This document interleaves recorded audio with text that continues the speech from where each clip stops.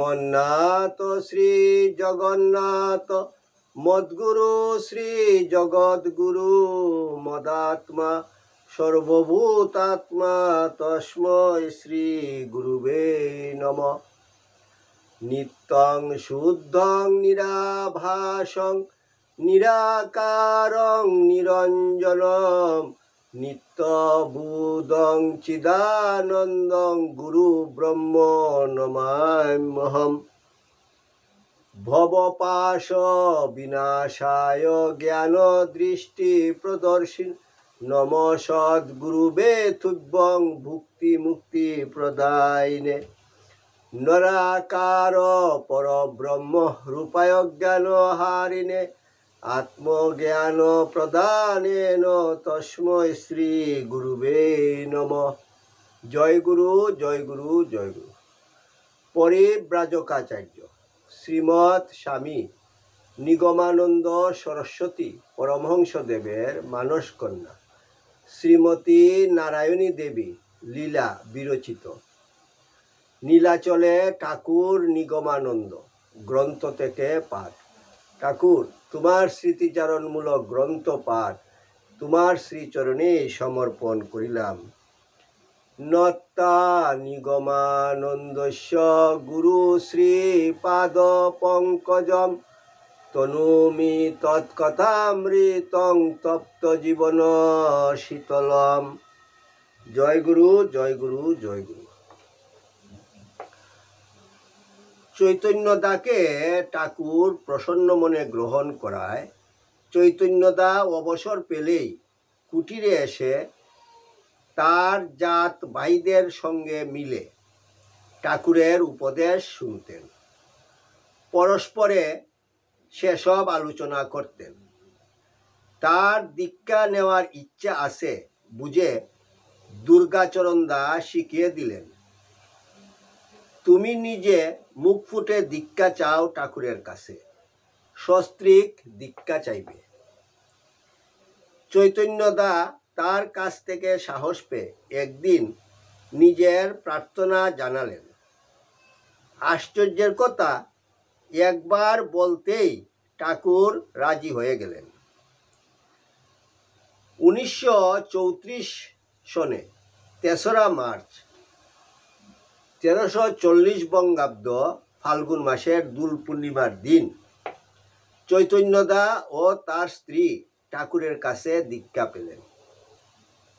এর আগে ঠাকুরের কথা হতেই আমরা জেনেছি যে উড়িষ্যায় তার আরও 7-8 জন দীক্ষিত শিষ্য ছিলেন।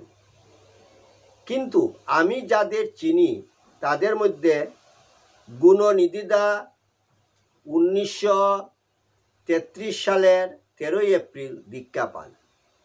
তারপরেই সস্ত্রীক চৈতন্যদা।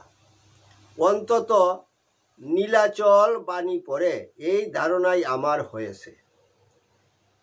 আর চৈতন্যদা যেদিন দীক্ষা নিবেন সেই দিন সন্ধ্যাতেই একজন বন্ধুর সঙ্গে বনমালীদা প্রথম দেখা করতে আসেন। বনমালীদা নীলাচল কুটিরে যখন এলেন ঠিক সেই মুহূর্তে একটা মজার আলোচনা চলছিল। এখানে তার সারাংশ দেওয়া অপ্রাসঙ্গিক হবে না। কোনো একজন ভক্ত সেদিন ঠাকুরকে আর্যদর্পণের হিমাচলের পথে প্রবন্ধটির উল্লেখ করে প্রশ্ন করেছিলেন, সদ্গুরুর শিষ্য হলেই তার 3 জন্মে মুক্তি ঘটে কিনা। উত্তরে ঠাকুর বললেন,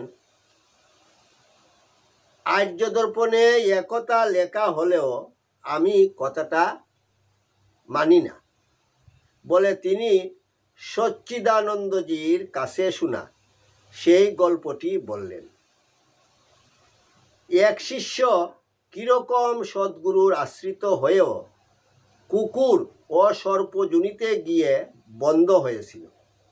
তারপর বললেন, আমি কিন্তু জগৎগুরুকে চুক্তিতে আবদ্ধ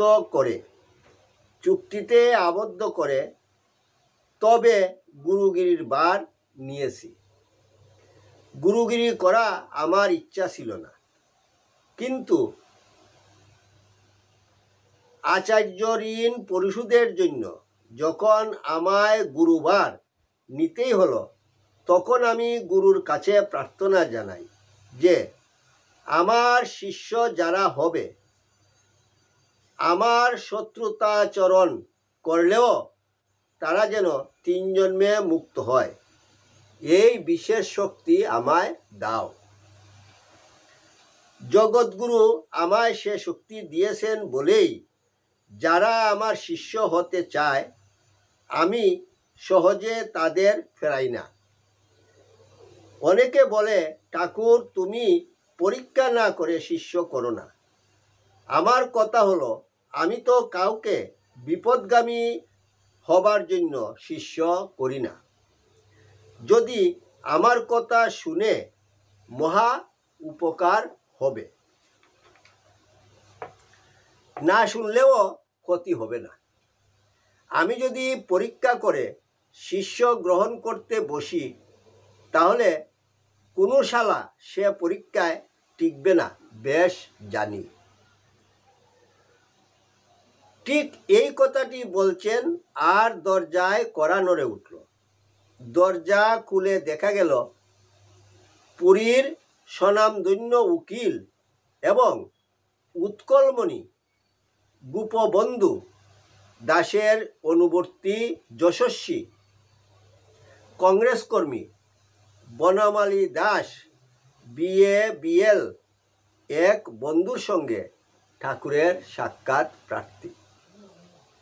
উড়িষ্যার ভক্ত সঙ্গে সেই দিন একটা নূতন অধ্যায়ের সূচনা হলো। বনমালীদা পরপর কয়েকদিন নীলাচল কুটিরে এসে ঠাকুরকে তার কতকগুলি জিজ্ঞাস্য জানান। তিনি দুর্গাচরণ দাদাদের মতো অল্প বয়সী ভাবপ্রবণ নন, রীতিমতো পণ্ডিত ও প্রবীণ ব্যক্তি। ঠাকুরের বইগুলি, বিশেষ করে যোগীগুরু ও তান্ত্রিক গুরু, তার অনেক দিন আগেই ভালো করে পড়া ছিল। এখনো তার বলিরেখা অঙ্কিত ললাটে ঈষৎ ভ্রুকুঞ্চন, তার তীক্ষ্ণ দৃষ্টি মনে পড়ে। খুব নিচু গলায় চমৎকার বাংলাতে এক একটি প্রশ্ন করে ঠাকুরের মুখের দিকে নির্বিশেষে চেয়ে থাকতেন। কেবল যে উত্তরটি মনে মনে যাচাই করে নিতেন তা নয়, উত্তরদাতাকেও তিনি তার জ্ঞান বুদ্ধিমতো যাচাই করতেন। এই প্রৌঢ় উৎকলী ব্রাহ্মণকে ঠাকুরও প্রথম থেকে কেন কি জানি বিশেষ দৃষ্টিতে দেখতে আরম্ভ করেছিলেন। দ্বিতীয় দিন আসতেই হরেন্দাকে বলেছিলেন তার জন্য কমলাসন পেতে দিতে। বনমালীদা অবশ্য আসনে বসেননি, টেলে সরিয়ে রেখে মাটিতেই বসেছিলেন। আলাপ আলোচনায় বনমালীদা কতটা ঠাকুরকে বুঝেছিলেন জানি না। আমি তাকে একদিন এ প্রশ্ন করায় তিনি স্মিত মুখে চুপ করে রইলেন। তার সদা সহচর দীনবন্ধুদা অর্থাৎ ডাক্তার মহাপাত্র বললেন, পরে ঠাকুরের সমগ্র জীবনীয় বাণী অনুধ্যান করে যা বুঝেছেন, তখন অত শ্রদ্ধা নিশ্চয় হয়নি মা, কিন্তু শক্তিমান সাধু মনে হয়েছিল। তা নইলে দাদা দীক্ষা নিতেন না। দীনবন্ধুদার কথা সত্য। উড়িষ্যায় কুলীন ব্রাহ্মণ গোষ্ঠী অত্যন্ত মর্যাদা সম্পন্ন। দেশাচার, কুলাচার ও শাস্ত্রসম্মত বিধি এবং জগন্নাথ মহাপ্রভু ছাড়া সহজে কারো কাছে তারা মাথা নুয়াতে রাজি হয় না। তার উপর বনমালী দাস ইংরেজি শিক্ষিত যুক্তিবাদী, অথচ তিনি কয়েকদিন যাতায়াত করেই দীক্ষা চেয়ে বসলেন। ঠাকুরের ব্যক্তিত্বে অভিভূত না হলে এটা তিনি করতেন না। ঠাকুরও এই মানুষটিকে যোগ্য অধিকারী মনে করেছিলেন। বনমালী দাস সম্পর্কে তার আগ্রহ দেখে আমাদের মনে হয়েছিল ঠাকুর যেন এতদিন উড়িষ্যায় একটি মানুষের মতো মানুষ খুঁজে পেয়েছেন। 1934 সালের 20শে মার্চ বনমালী দার দীক্ষা হয়ে গেল। তার 3 দিন পরেই বিশেষ প্রয়োজনে ঠাকুরকে দিন কুড়ির জন্য কলকাতা যেতে হয়। কি এই প্রয়োজন? কোথাও তার কোনো সূত্র দেখছি না। উড়িষ্যার ভক্তদের বলেছিলেন ভক্তদের বিশেষ অনুরোধে যেতে হচ্ছে। 11 এপ্রিল তিনি আবার পুরী ফিরে এলেন। জয় গুরু, জয় গুরু, জয় গুরু। ওং যদস্করং পরিভ্রষ্টং মাত্রাহীনঞ্চ যদ্ভবেৎ তৎসর্বং ক্ষমতাং দেব প্রসিদ পরমেশ্বর। সর্বে ভবন্তু সুখিনঃ, সর্বে সন্তু নিরাময়া, সর্বে ভদ্রাণি পশ্যন্তু মা কশ্চিৎ দুঃখভাগ ভবেৎ। ওং শান্তি শান্তি শান্তি। হরি ওম তৎসৎ।